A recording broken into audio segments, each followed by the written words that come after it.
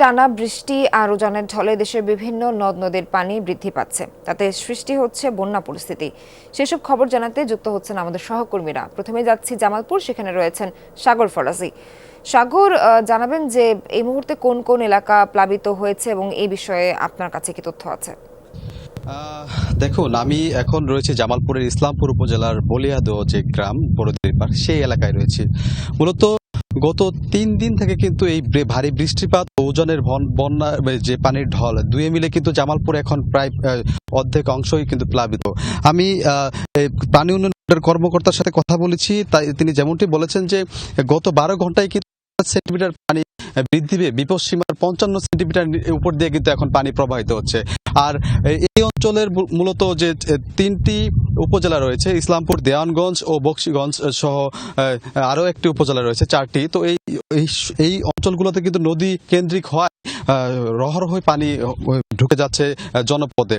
তো আমার কাছে যে তথ্য রয়েছে, মূলত এখানকার যে চর অঞ্চলগুলো রয়েছে, চিনাডলি আর হচ্ছে বেলগাছাই, 3টি অঞ্চলের যে মানুষ রয়েছে, ইউনিয়নের মানুষ রয়েছে, মানুষগুলো কিন্তু পানিবন্দী হয়ে পড়েছে।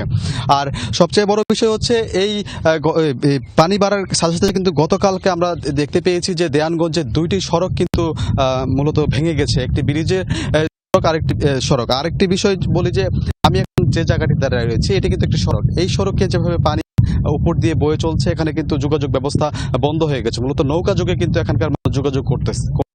তো এরকম আরো কয়েকটি সড়ক কিন্তু এই অঞ্চলে কিন্তু মূলত পানি থাকার কারণে কিন্তু বন্ধ হয়ে গেছে।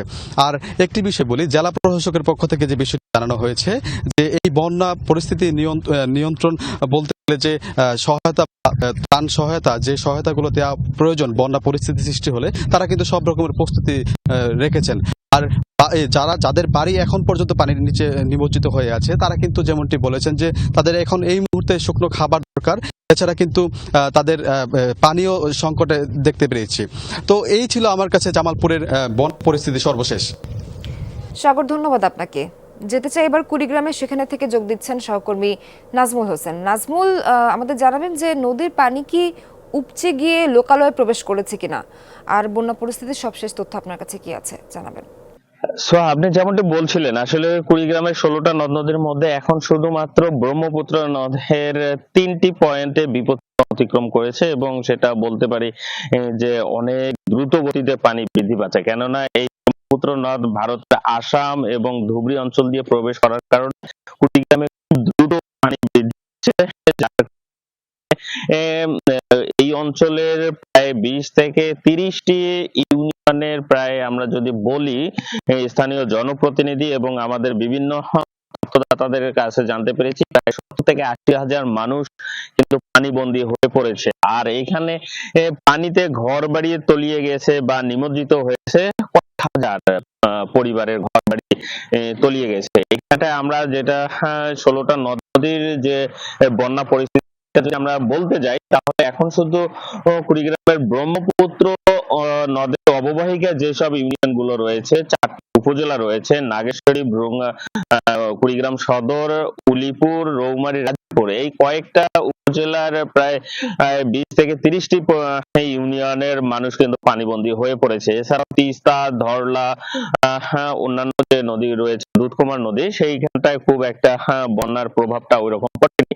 আর লোকালয়ের যে বিষয়টা আপনি বললেন যে লোকালয়ে প্রবেশ করেছে কিনা, আসলে আমাদের একটা আরো দীর্ঘমেয়াদী বন্যা না হলে ওই ধরনের পরিস্থিতি তৈরি হয় না যে লোকালয়ে পানি প্রবেশ করা বা পানি বন্দী হয়ে পড়া শহরে, যেটা শুধুমাত্র বৃষ্টির পানি বা জলাবদ্ধতার কারণে কিছুটা ভোগান্তির মধ্যে পড়ে। এছাড়া বন্যার ওই প্রাদুর্ভাব পড়ে না।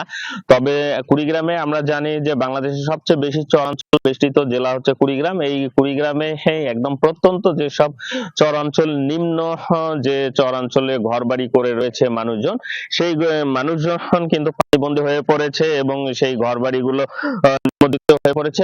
এই অঞ্চলের মানুষজন বলতে গেলে তাদের বিশুদ্ধ পানি, শুকনা খাবার সংকট এবং গোখাদ্য সংকটটা দেখা দিয়েছে। সোহা। নাজমুল, ধন্যবাদ আপনাকে। 5 স্টার রেটিং প্রাপ্ত বিএলডিসি টেকনোলজির Walton super saver ceiling fan 65% পর্যন্ত বিদ্যুৎ বিল সাশ্রয় করে আপনাকে রাখে প্রশান্তিতে। ওয়ালটন ফ্যান, হাওয়া